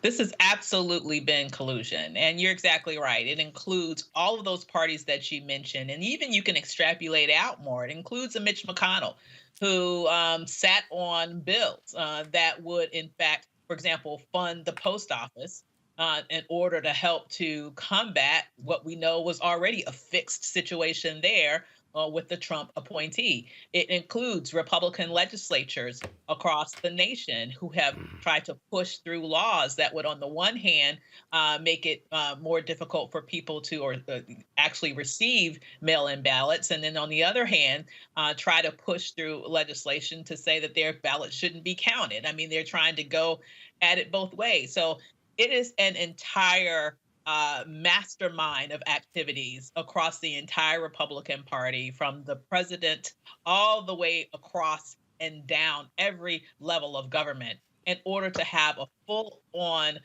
coup. I would argue that this is an orchestrated coup, which they are attempting to put together with this election. When you look at all of the different strategies they have implemented, in every way they have tried to specifically disenfranchise millions of American people. This is a coup, an attempted coup, and we cannot allow this to stand, not by any means necessary. Avis, Mustafa, Lauren, Victoria Burke, I certainly appreciate y'all being on the panel today.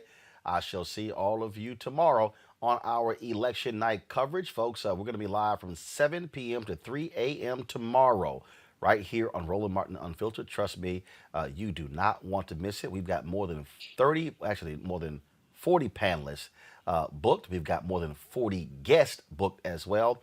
It's going to be an amazing 8 hours. Will also be simulcast. Our coverage will be simulcast on iHeartRadio's Black Information Network stations, numbering around 30 or so across the country. That is tomorrow right here on Roland Martin Unfiltered. I got to go to a break. When we come back, I'll chat with actress Nori Victoria. But wait till you hear her story of the lengths that she went to vote for Obama when he ran for president.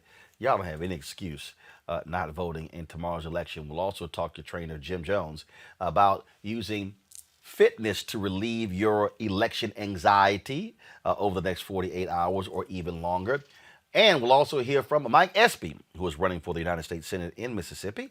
And we'll pay tribute to Rance Allen, the gospel legend who died on Saturday morning. All of that next on Roland Martin Unfiltered. Hello, Michigan. It's Stevie. You know, I was born in Saginaw, raised in Detroit, Motown, and my heart belongs to Michigan. It was in Michigan that I wrote and sang songs for this country, songs for all the people of this country. If you believe in my music, then I know you believe in this great country. If you believe in Michigan, then you must know there's power in your hands. Imagine January 20th. We swear in a president and a vice president who care about working Americans, where no matter what we look like or where we come from or who we love or how much money we got, everybody's got a chance. Michigan, that can happen. I have to honestly tell you that I believe this election is the most important of my lifetime. Michigan, this is our moment to show the power of the state and the character of its people. It's in your hands to go vote. You can't put our country, our health, our lives, and our future in the hands of fate. 2009, when Detroit was on its back, Barack and I bet on auto workers. We stepped in and rescued the automobile industry and saved at least 1 million jobs. A huge weight had been lifted off my shoulders. I probably would have been losing my home and a lot of other things that I've worked so many years to obtain. You've got to go vote. Vote like you know that Biden and Harris are the only choice for a chance to bring this country back together. Michigan, I'm counting on you in a big way. Put the future in your hands, not in the hands of fate. Please go vote.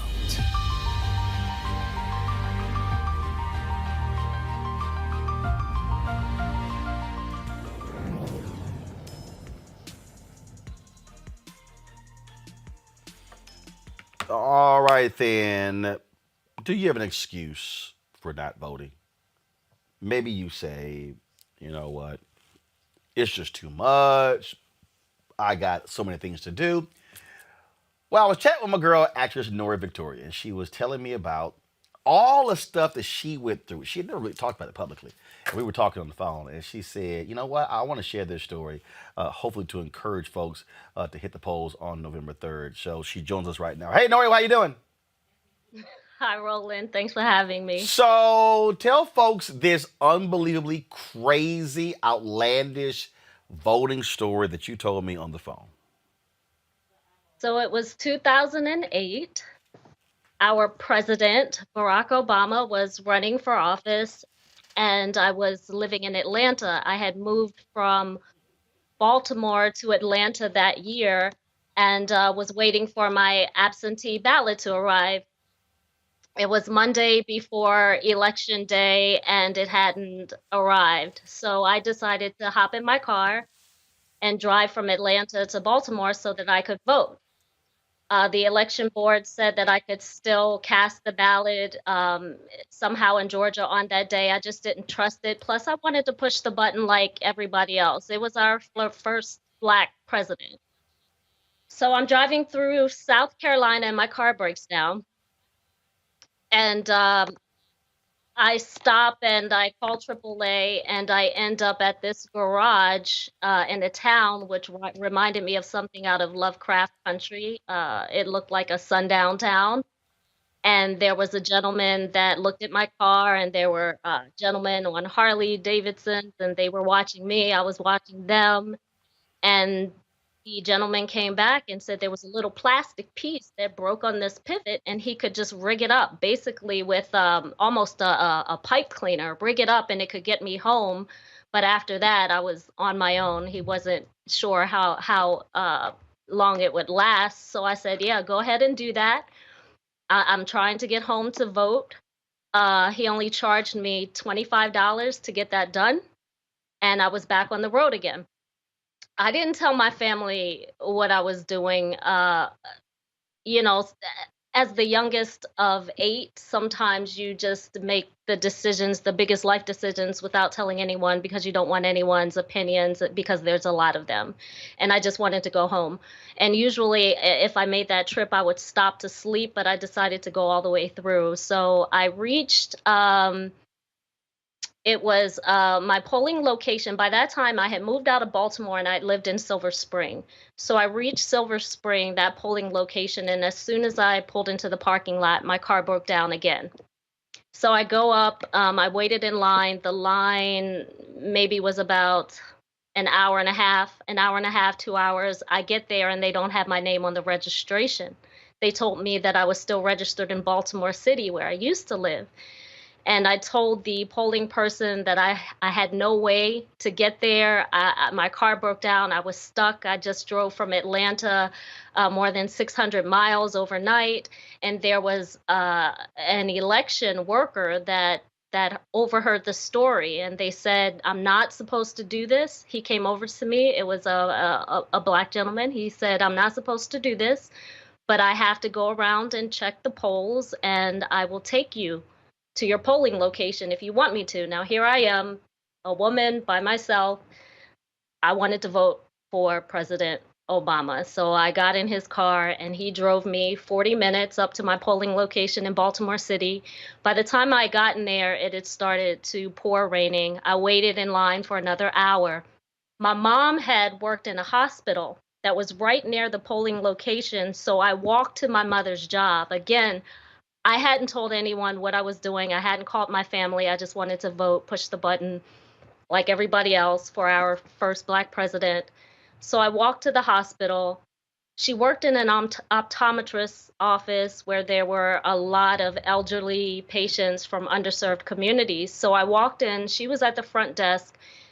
I was soaking wet. All I had was a backpack on, and she screamed because she didn't know why I was in town. She thought something was wrong. She just couldn't process why I was walking into her job on a Tuesday morning soaking wet. And I told her I drove overnight, my car broke down, but I just had to go and vote. And there was a woman, she was about 80, I would say 80, 85 years old, and she burst out in tears in the lobby waiting for the doctor to see her, because that's what she fought for. That's what that generation sacrifice that was waiting there in that lobby. And I have since become the designated driver of voting for my friends. I will do all the research. I will research all the bills and measures and propositions. I will follow the money, the lobbyists, the benefits, and whose community things benefit and not, and fill out everything for you to look at. So there's just, I try to make it so that there's just no excuse. I feel like we're a little bit we've gotten to the point where sometimes we feel like, oh, our ancestors died and fought for this, is a bit of a cliche. And I think that comes from, we're used to seeing everything on social media. If it didn't happen on social media, then it didn't happen. And we're talking about people that were put in insane asylums, that were hung, that were beaten, that were hosed, that walked. And I can't fathom a complaint about waiting in line. No, we shouldn't have to. Everything that we have to do is voter suppression, all the hoops that we have to jump through. But we've been voting since we were children. And I don't understand, this concept that some of us have now that voting isn't revolutionary, or that somehow voting makes you not edgy. It's the most revolutionary thing you can do. The same people that talk about not voting will, if they make a dinner, right, and they sacrifice their time, their money to buy groceries and make the dinner, and a child or someone sits there and say, I'm not eating this, will lose their biscuits because you wasted their time and resources. I look at this as wasting lives, resources, legacies if we don't vote. And so, President Barack Obama, if you are listening, I drove over 600 miles to vote for you in 2008, and I do it all over again. I've already voted this year. You didn't have to drive 600 miles this time to vote. And so that is a wild story. Yeah, your mama would scream. She know you walking in drenched in the rain, like, girl, what the hell are you doing here? And so certainly glad you wanted to share that story with us, Dory. Thank you so very much. Final 30 seconds. What would you say to a person who's watching us right now, who they're like, I can vote, but I don't have to. I'm ambivalent. I haven't decided, especially in the states where you have same-day voter registration, where they can actually register tomorrow and actually vote. Wisconsin is one of those states. Michigan is another one. What would you say to that person right now? I see a lot of people at protesting things that they had an opportunity to vote for. There are a lot of measures on ballots. For example, there's one on California that would make certain misdemeanors felonies. There are certain measures that have been on ballots to outlaw plastic bags, or to funnel money to a wildlife fund when it was really sponsored by the plastic bag company. And so if you've been out at a protest, try to see what steps you could have taken first to avoid being out there, because all of us fight the good fight, but just be honest, none of us want to have to do this over and over and over again. So please, in honor of your ancestors, in honor of yourselves, when you look at things like school loans and predatory lending practices, and the fact that it is legal to discriminate in California, there is no affirmative action in California. That is on the ballot right now. You cannot complain when you don't go out to the polls and your employer says, we have enough of you, of your type, because it's legal. That. Nora Victoria, always a pleasure. We certainly appreciate it. Thanks a lot. All right, folks. I want to show you that graphic right now of the places where you can actually register tomorrow and vote. These states right here have same-day voter registration on Election Day. California, Colorado, there's a critical U.S. Senate race there. John Hickenlooper versus Republican Senator Cory Gardner. Democrats want to take that seat. You have Connecticut, District of Columbia, Hawaii, Idaho, Illinois, Iowa, another critical state. That's where Joni Ernst is in trouble for the U.S. Senate. Democrats are really targeting that state to pick up the U.S. Senate race. Maine, Senator Susan Collins running against Sarah Gideon. Gideon could very well beat Susan Collins. That would be another pickup on that particular state. You have Maryland, Michigan, huge state there where Democrats are trying to hold on to that seat. Senator Gary Peters running against Black Republican John James, even though John James refuses to even put anywhere on his website or his ads that he is a Republican. All you know about John James, he wants to end the Affordable Care Act, and he says he supports Donald Trump 2,000%. That's why you should be voting for Gary Peters over John James. Then you have Minnesota, Tina Smith also. They're trying to hold on, Democrats trying to hold on to that Senate seat happening there as well. Montana, you have the governor, Bullock, who is running for the U.S. Senate there as well. Folks, Nevada, New Hampshire, New Mexico, critical state, North Carolina, where you have Cal Cunningham running against Tom Tillis.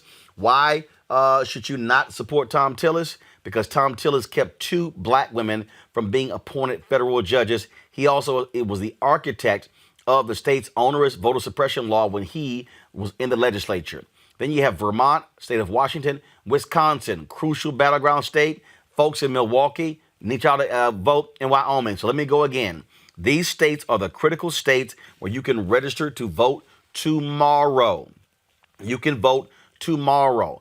Critical states, Wisconsin, North Carolina. Then you have, of course, Michigan.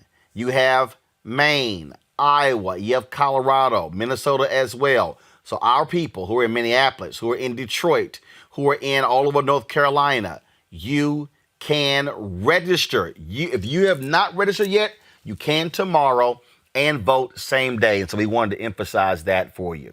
All right. There are lots of people, folks, who are stressed out, freaked out. And in a moment, we're going to talk to Jim Jones about that. Well, I was down in Mississippi yesterday, Jackson, Mississippi, and folks are a little stressed there because you've got Mike Espy, who is running against Cindy Hyde-Smith, the incumbent Republican. He lost to her by 68,000 votes in 2018. He's now running again. Polls show he is down by 1 point to Cindy Hyde-Smith. I was in Jackson last night. We live streamed his drive-in Get Out the Vote rally. You can check it out on our YouTube channel. But here's my conversation with Mike Espy. Well, Mike, it has been a long 2 years.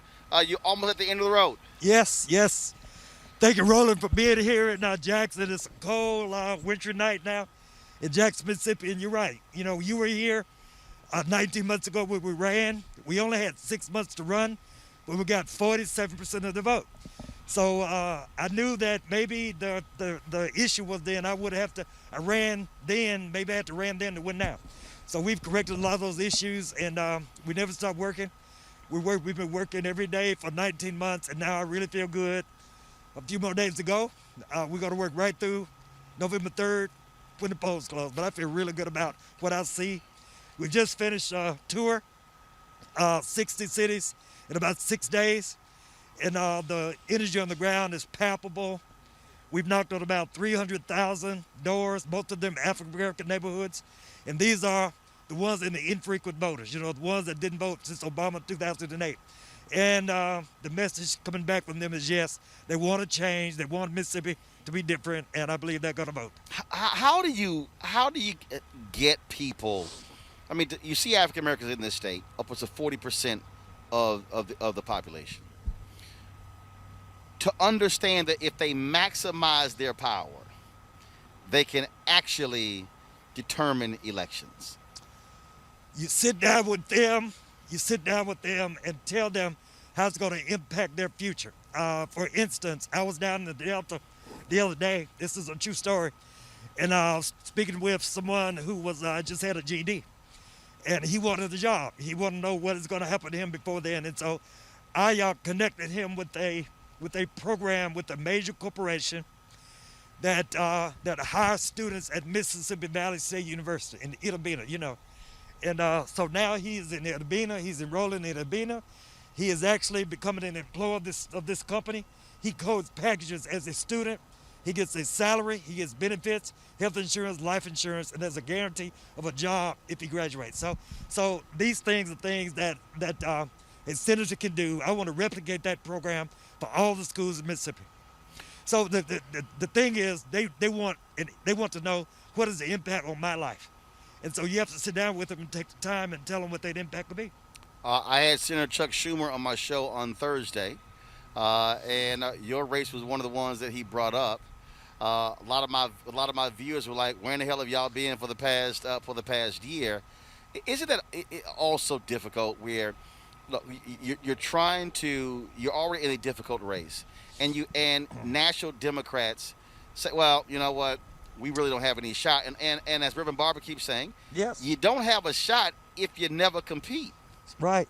You don't have a shot if you don't compete. If you don't run, you're not going to win, right? And if you don't organize, you're not going to develop an organization. So just like Reverend Barber says, it's not that Mississippi is so much red, it's that Mississippi is so much unorganized. So we've got 40% of the whole population is black here in Mississippi. We got more voters in Mississippi per capita than black voters in this state of the nation. So they've just never been organized. If the National Democratic Party had invested the kind of money that they invest in other states, if they had done this 10 years ago, maybe we've already had a black senator, a black governor. So it's okay. Well, look at Georgia. And yes. The reality is, same thing. They didn't want to invest in Georgia.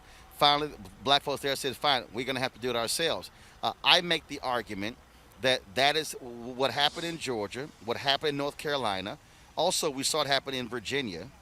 It's going to have the same thing's going to happen to me in Florida, yes. in Mississippi, in these southern states, not depending upon parties, yes. but creating entities to say we're going to mobilize and organize our own people for the long term. Yeah. Well, so catch-22, those organizations ignore you until you can prove your own viability. And it's hard to prove your own viability if right. you get ignored, right? So, we got a lot of black folks here, but a lot of them are poor, Roland. They can't afford to give me $5, and I understand that. So we have to go outside the state and rely on the Chuck Schumers and the others to actually invest in our state, and now they're beginning to. So I want to give the DSCC and the DNC props, because now they've come in, they've invested in this race in the last couple of months. I wish it had been in March, that we'd been even further along the way, but we're tied in this race. We're doing very well, and I thank Chuck Schumer, I thank the DNC for coming to play. When we start talking about issues, that's another issue that Reverend Barber and I talked about. He said if folks run on issues and not get locked and loaded on parties and personalities, then that's where it's going to happen. You have been running against Senator Cindy Hyde-Smith. She's been running away from you, yes, desperately, trying not to even, she doesn't want to debate you. Hell, she doesn't want to talk to the media. It's that she wants to run a stealth campaign. She is disrespecting her constituents. She's disrespected her voters. Forget about me. I mean, she's a senator. She's not had any town meetings in 2 years. So wow. How can you be an incumbent senator? In 2 years? She's been there 2 years, since 2018, not had one town meeting. So somebody who does that it's two things wrong. One thing is you are ashamed of your record, you can't defend it, or you are ashamed of your capacity to explain your record. It's one or the other. That's even before we started running, Roland. So she's not had any town meetings. She won't debate me. I understand that, because she knows I know her record better than she does. She knows I know when she's lied about the CHIP program and the helping for pre-existing illness coverage. She's lied about all of that, and the Affordable Care Act. So I would call her out in the debate, and she knows that. So okay, she didn't do it, fine. But she's disrespecting her own constituents, her own voters, and they ought to know it and not return her to that job. You've been on the campaign trail. You've been talking to people all across this state. What has it been like to encounter young voters who see you running, and they may now say, hey, he's running now. I might be able to actually do this 10, 20 years from now. And that is the difference from the last cycle.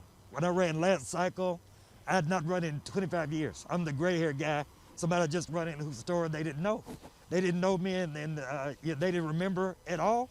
So now I've really had. Well, because a lot of them weren't even born. They weren't born, man, and so now I've had a chance to speak to them over the last 19 months. I marched with them in July. The protest George Floyd's murder. We had a Black Lives Matter march here in Mississippi. They only expected 200 participants. They had 3,000. And so I've really hired most of those leaders into the campaign. So now they're texting their peers, and they're telling my story about when I integrated the schools in my hometown, when I was, when I tried to integrate 18 students, 800 white students. So now they know these stories and so I relate to them a little bit better. So all I'm saying is that now they know that we're credible, that I understand their situation, that I'm going to help them with their life, and that when I was their age, I had my own set of struggles with Jim Crow. Bus tour is over, and so what's the plan for tomorrow and Tuesday? Well, it's not exactly over. We're going to still take the bus until 7 p.m. on Tuesday. So we're doing spot checking now. We're going to go to the hot spots, the precincts that our door knockers may have missed. And I'm going to get out of the bus and put on my PPE and my gloves and a better fitting mask. And we are going to knock on doors until Tuesday. You know, all we needed, I believe, we're still on track to get that 3% increase in black votes. We got 32.5%. We need to get to 35. I believe we're going to do that. Also, we needed 22% of the white vote. I believe we got that already. So now we just make sure that we can confirm it through vigilance and determination. Well, bottom line is the only way that happens. Polls are one thing, as I keep saying. If people actually turn out and vote, then it's real. So, Mike Espy, man, we appreciate it. Good luck. Certainly glad to be back here, back in Mississippi. And when I'm live on the air on Tuesday, hope to see you giving a victory speech. Me too. Thank you so much, bro. Thanks, sir. I appreciate it. Thanks a lot. All right, folks. And so we had a great time yesterday in Jackson, Mississippi, there for the Mike Espy Drive-In Get Out the Vote rally there. All right, folks. So many people on social media, they've been saying they can't sleep for the last 2 weeks. They can't eat. They're nervous. They're anxious about whether or not Donald Trump is going to get booted out of the Oval Office. And so Jim Jones said, go work out. He Jones is right now. Jim, really? Yeah. Listen. I'm stressed out too, but you know what? We can't let this election, which is the biggest of our lives, we can't let it take over our life, right? So I got a couple of tips that maybe can help people out today, Roland. I'm stressed about that cheap Wi-Fi you got because you're breaking up on us. So I mean, I don't know why. We need to talk about that. I mean, it's like you got boost, like you got cricket Wi-Fi. I can't help Comcast. I can't help what Comcast is doing. I'm sitting right on top of the router, so I can't make it no better. But one of the things I tell people is, the first thing you want to do is meditate in the morning. Take 10 minutes and turn everything off and get your thoughts together. That's the first thing you want to do. Okay. All right, then. So, and then what do you do next? And so, what do you suggest? Folks just go walking. You suggest they put these things down and turn the TV and just be able to, walk away. I mean, what should they do tomorrow? I got folks, I'm watching some messages. They already stress eating. They sitting here. Folks are just freaking out. Yeah. So the one, Ron, you made a very, very good point. I tell people, work out without your phone, right? Because a lot of time when you're on your phone, you're checking alerts, checking CNN updates, other news updates. Work out without the phone. Just put the headphones in and just zone out and have the phone nowhere in sight. Make a playlist and just get into your workout. That's going to help you work some of the stress out, and that's going to make it so that when you do lay down, you're able to sleep because your body's already exerted a lot of energy for that hour and a half workout you got. So put the phone down. And another thing I told people to do, if you have to watch the news and you need that information, watch it while you're on the treadmill, because that way, when you get worked up, when you hear certain sound bites, you can work that energy off, right? Because, a lot of times we watch the news, it takes us high, it takes us low, it yo-yos us, but work out on the treadmill, walk or run while you're watching the news so you can exert that energy and you can channel it, and then you're not up all night. I agree with that. That's one of the things that I certainly do. Watching the news. I hate people calling me when I'm on the treadmill. I'm like, look, I'm gonna call y'all later. Stop bugging me. Right. Leave me alone. And again, look, I just think that. I think that what people should do is, like, people keep asking me, man, are you stressed? People have texted me today, and I was like, no, I'm not. I'm not. Because, again, I got work to do. And when you put in the work, you're good. I just think that, again, I'm not freaking out. At the end of the day, voters will make a determination tomorrow. I just want to make sure that all votes get counted and that we don't get screwed. Final 2 tips for folks out there to get through election night, and then, of course, the rest of the week if we have election drama. For sure. So it's going to be a tough night for all of us tomorrow. Going to be a lot of anxiety. I tell you what, get your workout in early. before you watch all the final numbers, please get your workout in. So you've already worked off the energy and you're going into watching election night in a calm state. Or you've worked off all the anxiety. So if you can't do nothing I say today, please get your workout in. And tomorrow morning, 10 minutes of meditation, just clear your thoughts. Well, that's why I want folks, get the workout in, clear your thoughts so you can watch Roland Martin Unfiltered at 7 p.m. for our election night coverage. Jim Jones, always a pleasure. I appreciate it. Thanks a lot. Thank you, brother. All right, folks. All right, over the weekend, we lost a great gospel legend, Bishop Rance Allen. Died at the age of 71. He had had surgery. And then, of course, there were some issues after the surgery. A medical procedure, passed away around 3 a.m. The minister of the Church of God in Christ, again, was 71 years old. It took place at a Midwestern Care Facility, a native of Monroe, Michigan. He was one of 12 children. He started preaching at a very young age in his hometown and eventually in other states throughout the country. The 5-time Grammy-nominated musician and Gospel Music Hall of Famer formed the Rance Allen Group with his brothers Tom and Steve in 1969. They went on to release 20-plus albums with chart-climbing singles like Ain't No Need of Crying, I Belong to You, Miracle Worker, and many more. The Rance Allen Group just released their latest single, I'm So Glad It's Christmas, on Friday. Well, it was a couple of years ago, 3 years ago, when he performed at the White House for a gospel music celebration. Among those performing was Shirley Murdoch, Tamela Mann, as well as Aretha Franklin. I had a chance to sit down and chat with Rance Allen.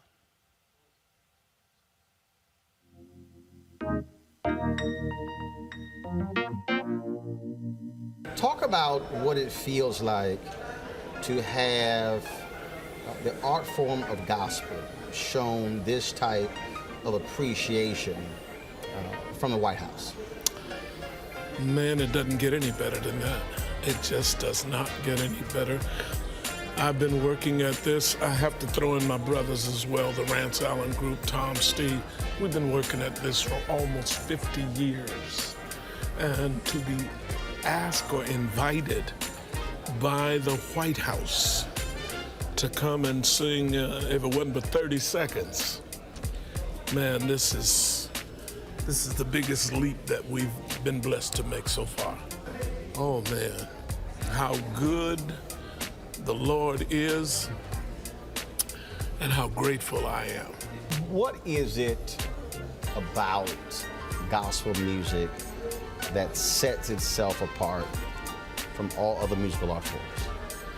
I believe gospel music deals with the inner man as much as it does the outer man. The outer man can listen to gospel and pop his fingers and dance and put a big pretty smile on his face, you know. Same thing's happening on the inside. It's like God ministers to the inner man through the words and the music of gospel. Have you ever thought about doing another type of genre? I have. And most who say that they haven't, we question their honesty. Because people who love music. Yeah. I mean, whether it's classical, rap, hip hop, country, right, bluegrass, gospel. Yeah, but the difference is, for some of us, gospel is a ministry as well as a music genre. Mm-hmm. I love to rock and pop and move with the rest of them. But when you get down to the bottom line, gospel is also a ministry for me. Before we go out to sing, at any given time, we will pray. We will ask God to anoint us for singing. We will ask God to allow our music to go off the stage into the audience, touch hearts, change minds, cause somebody to change their way of thinking.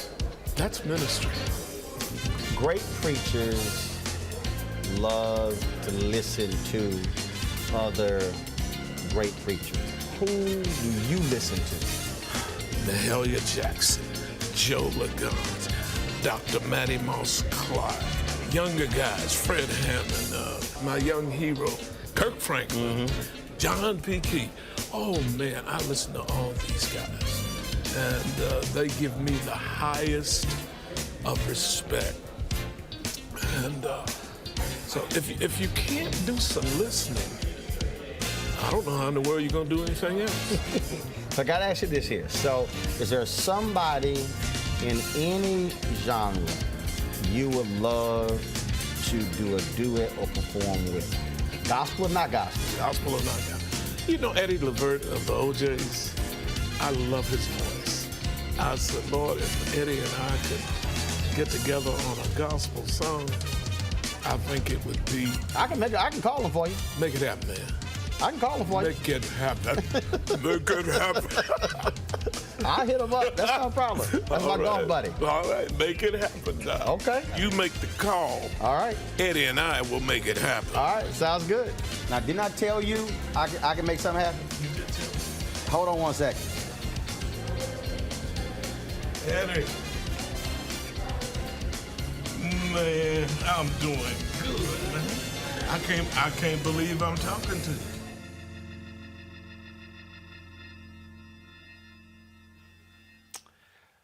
Yeah, I did call Eddie Levert. I don't think they ever got together to do a duet. Last time I talked to Rance Allen and folks was a little more than barely a month ago. Go to my iPad, please. I sent him a text on September 26th. Hey, man, just dropping you a note of encouragement. I hope things are well for you physically and mentally. Keep pursuing greatness.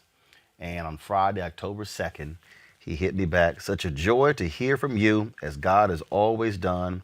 You be bountifully blessed. That was the last time I texted with Rance Allen. That took place on October 2nd. He passed away 29 days later. So certainly our thoughts and prayers go out to Rance Allen and his family.